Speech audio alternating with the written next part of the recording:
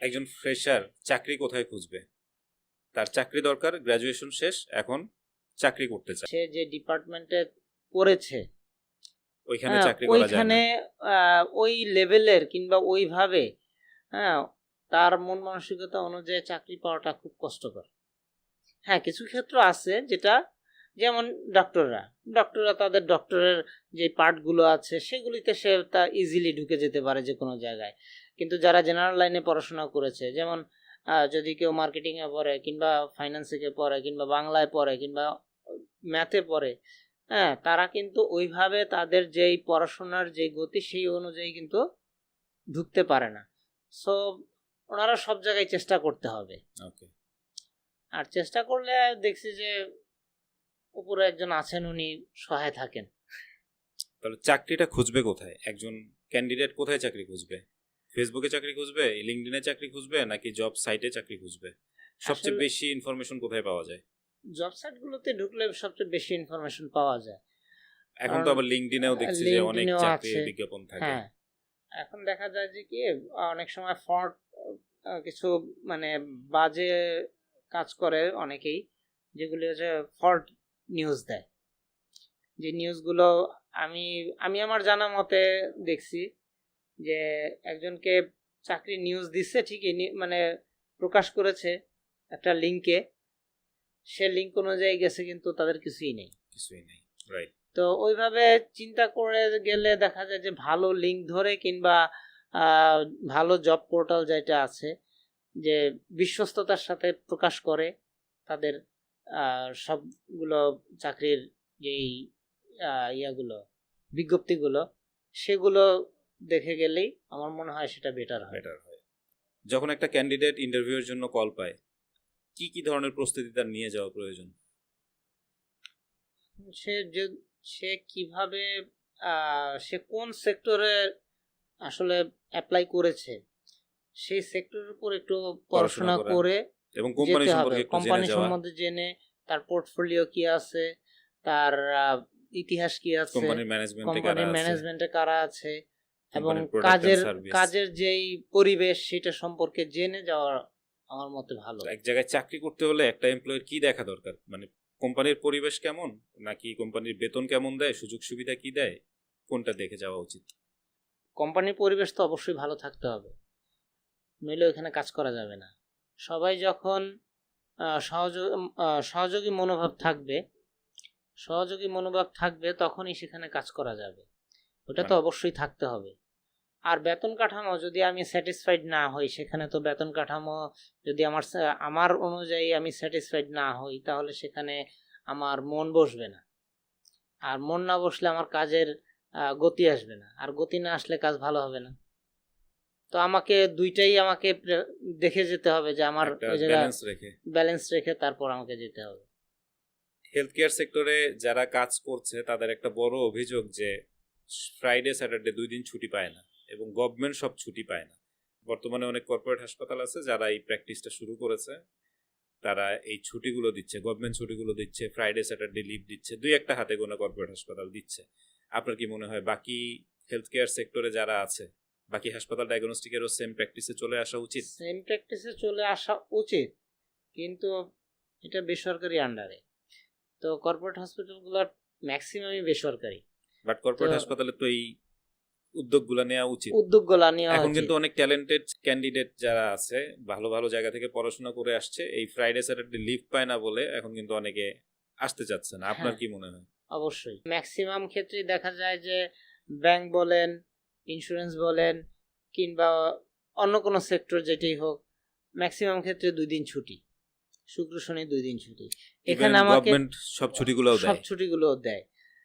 এখন যেটা হচ্ছে যে এখানে তারা সব সময় কাজ করতেছে, সেই ওদের মতো করে 8 ঘন্টা 9 ঘন্টা যেটাই হোক তাদের মতো করে কাজ করতেছে। তো সপ্তাহে 6 দিনই আমি 8 ঘন্টা করে কাজ করতেছি। তো 8 ঘন্টা করে কাজ করার পরে দেখা যায় যে আমাকে যদি একদিন ছুটি দেওয়া হয়, সেক্ষেত্রে আমার কিন্তু যেই রিলিফ পাওয়ার কথা, আমার মেন্টালি রিলিফ পাওয়ার জন্য যে একদিন ছুটি সেটা দিচ্ছে, কিন্তু আমাদের দেশে প্রেক্ষাপটে দেখা যায় যে সরকার একটা বিবেচনা করে 2 দিন ছুটি দিয়েছে। তো 2 দিন ছুটি দেওয়ার কারণে কিন্তু ওই যে এমপ্লয়ি সে এমপ্লয়ি কিন্তু রিল্যাক্স হচ্ছে, বাকি 5 দিন কিন্তু খুব গতিতে তারা কাজ করতেছে। কোম্পানিগুলোর এখন একটা টেন্ডেন্সি হয়ে গেছে মনে করে যে এমপ্লয়ি বসে থাকলে বুঝি অনেক কাজ হচ্ছে, অনেক আসলে কাজ, কিন্তু আসলে কিন্তু প্রোডাক্টিভ কাজ হচ্ছে হচ্ছে না। না। অনেক প্রাইভেট হাসপাতাল তো এখন নিজেরাই উদ্যোগ নিচ্ছে, ডায়াগনস্টিক সেন্টারে অনেকে উদ্যোগ নিচ্ছে এটা নিয়ে। আমার জানা মতে নাই, একদিন কিন্তু 2 দিন ছুটি। 2 দিন ছুটি আমি জানি না যদিও সঠিক, কিন্তু আমি যতটুকু জানি, আমি যেখানে কাজ করি সেখানে সব সরকারি ছুটিগুলি পাই। আর হচ্ছে দেখা যায় যে এক্সট্রা কিছু মানে আমার ক্যাজুয়াল লিভ, তারপর হচ্ছে সিক লিভ, তারপরে অ্যানুয়াল লিভ, এই জিনিসগুলো আছে, এই জিনিসগুলি আমি পাই। হেলথ কেয়ার সেক্টরে যারা জব করে তারা কি প্রভিডেন্ট ফান্ড পায়? কিছু কিছু ক্ষেত্রে পায়, কিছু কিছু হাসপাতাল কিছু প্রভিডেন্ট কিছু ফান্ড দেয়। হাসপাতাল এটা প্রভিডেন্ট ফান্ড, গ্র্যাচুইটি এগুলি দেয়, কিছু হাসপাতাল দেয় না। একটা হাসপাতালের সবচেয়ে বেশি ক্রুশাল পার্ট কোন ডিপার্টমেন্টের করতে হয়? সবচেয়ে বেশি কাজের প্রেশার থাকে কোন ডিপার্টমেন্টের হেলথ কেয়ারে? হেলথ কেয়ারের সবচেয়ে বেশি কাজের প্রেশার থাকে অবশ্যই বিলিং এর সবচেয়ে বেশি কাজের Billing। প্রেশার। কারণ সে চেয়ার ছেড়ে এক মুহূর্তের জন্য উঠতে পারবে না। বিলিং অফিসার যতটুকুই কাজ করুক, 8 ঘন্টা যদি সে কাজ করে, 8 ঘন্টাই তাকে চেয়ারে বসে থাকতে হবে। এর মধ্যে যদি অন্য কোথাও যায় সে, তাহলে তার অ্যাবসেন্সে অন্য আরেকজন বসায় রেখে যেতে হবে। কাজ করলেই হবে না, মেন্টালিও মেন্টালি প্রিপেয়ার্ড প্রিপেয়ার্ড থাকতে হবে পুরোপুরি। হ্যাঁ, পুরোপুরি। এবং অন্যমনস্ক হয়ে কাজ করা যাবে না। মনোযোগটা ঠিক ওইখানেই থাকতে হবে। যদি অন্যমনস্ক হচ্ছে তাহলে তার ভুল করার সমস্যা দাঁড়াবে। ধরেন কেউ একজন চাকরি করছে 5 বছর ধরে কোনো একটা কর্পোরেট সেক্টরে মার্কেটিং এ চাকরি করে, সে হেলথ কেয়ারে নাই, বাট এখন সে চিন্তা করছে যে বিলিং এক্সিকিউটিভ হিসেবে তার আবার নতুন করে ক্যারিয়ার শুরু করবে, সেটা কি সম্ভব? সেটা সম্ভব। তখন কি গ্রোথটা একটু কমে যাবে না? গ্রোথটা একটু কমবে বলতে, তার তো এক্সপিরিয়েন্স নাই এখানে, তো এক্সপিরিয়েন্স না থাকার কারণে সে একটু পেছনে পড়বে। তবে বছর 2 গেলে আর কি সে আবার ওই লাইনে চলে আসবে। অন্য কোনো কোম্পানিতে যদি সে অ্যাকাউন্টসে চাকরি করে আসছে তার জন্য তো রাস্তাটা একটু সহজ হয়। সহজ না আসলে। হ্যাঁ, যেখানে হচ্ছে যে কি অ্যাকাউন্টসে চাকরি করলে সেটা টাকা পয়সা হিসাব করে, ঠিক আছে, কিন্তু বিলিং সেক্টরের যেটা হচ্ছে কি, বিলিং এর যেই সেক্টরে আমি বিল করব, সেই প্রোডাক্ট সম্পর্কে আমার জানতে হবে। সেই প্রোডাক্ট যদি না জানি, সেই প্রোডাক্ট দিয়ে তো আমি প্রোডাক্ট আমি যদি বিক্রি করতে না পারি, তাহলে তো আমাকে পেমেন্ট আসবে না। তার পেমেন্ট আসার জন্য আমাকে বিলিং এ অবশ্যই প্রোডাক্টের সম্বন্ধে ধারণা বিলিং থাকতে অফিসার হবে। হওয়ার জন্য কোনো ট্রেনিং প্রয়োজন নাই? প্রথমত নাই, কিন্তু যখন আমি জব শুরু করি কিংবা যাই করি, তখন আমাকে ট্রেনিং পিরিয়ডে রেখেছি। কারণ হসপিটালের অনেক টার্ম আছে যেগুলি সম্পর্কে পরিচিত হতে হয়। যেমন ধরেন বাইরের লোকে বলতে পারবে না যে সিবিসি মানে কি, হ্যাঁ, কিংবা সিবিসি তে কি কি পাওয়া যায়, হ্যাঁ, কি কি দেখে ডক্টররা, এই জিনিসগুলি কিন্তু বাইরের লোকেরা বুঝতে পারবে না। তাদেরকে বলে সিবিসি করে আসেন, সিবিসি করে আসে। ওইখানে কিন্তু 23টা কম্পোনেন্ট দ্বারা সিবিসি তৈরি।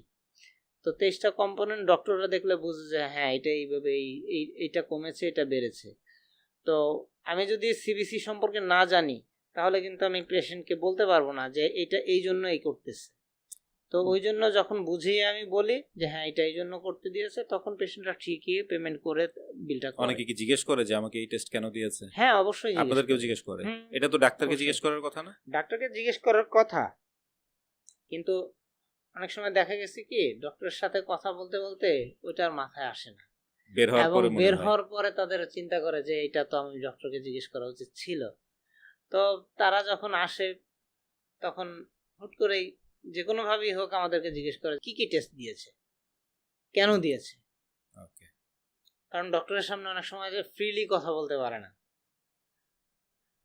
আমাদের সামনে আবার এসে সেটা ফ্রিলি বলতে পারে। তারা কি অনেক সময় বলে না যে আমার 2-1টা টেস্ট একটু কমিয়ে দেন, বা ডাক্তারের কাছে যে কমিয়ে নিয়ে আসি যখন দেখে বিল অনেক বড় চলে আসছে? হ্যাঁ, সেটা বলি যে ডক্টরের সাথে কথা বলেন, আসলে তার কি প্রবলেম সেটা তো আর আমরা এই পাশ থেকে এই এন্ড থেকে বলতে পারবো না। তো ডক্টরই ওইটা বলতে পারবে যে তার ওই টেস্টটা লাগবে কিনা। যদি এসেনশিয়াল হয় তাহলে ডক্টর ওটা কেটে দেয়। আপনি তো কাজ করছেন প্রায় কত বছর? 12 থেকে 13 বছর। এখন কোন একজন বিলিং অফিসার যদি 10 বছর কাজ করার পরে চিন্তা করে যে সে এখন আর হেলথ সেক্টরে কাজ করবে না, তাহলে তার পরবর্তী ক্যারিয়ারের রাস্তাগুলো কি কি? পরবর্তী ক্যারিয়ার যে কোনো প্রতিষ্ঠানেই আসলে বিলিং সাইড আছে। কারণ যে কোনো প্রতিষ্ঠানই লেনদেন তো আছে সব লেনদেন তো সব বিজনেসে, জায়গায় আছে। রাইট।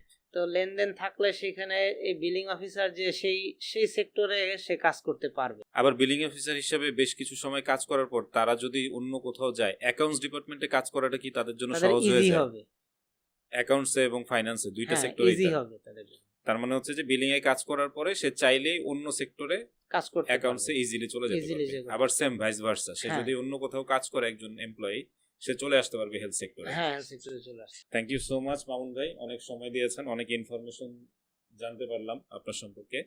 ক্লোজিং স্টেটমেন্টে যদি কিছু বলতে চান বিলিং ক্যারিয়ার বা যে কোনো কিছু নিয়ে।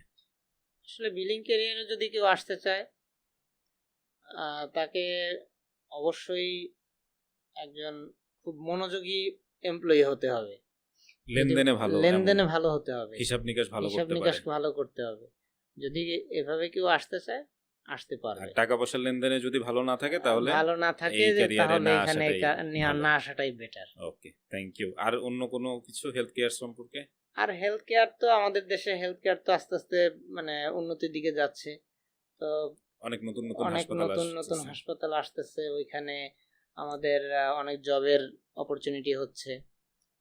তো আশা করি যে অনেকে আসবে এখানে, এবং আপনার এখন future- এবং আমাদের যে ফিউচার গুলো দেখতেছি যে এখানে যারা জব করতেছে তারা হয়তোবা এই হেলথ সেক্টরটাকে আরো অনেক উপরে নিয়ে যেতে পারবে ইনশাল্লাহ আপনারা আমরা যারা একসাথে কাজ করছি, হুম। আমরা আবার এক সময় এগুলি নিয়ে কাজ করার আরো সুযোগ আছে।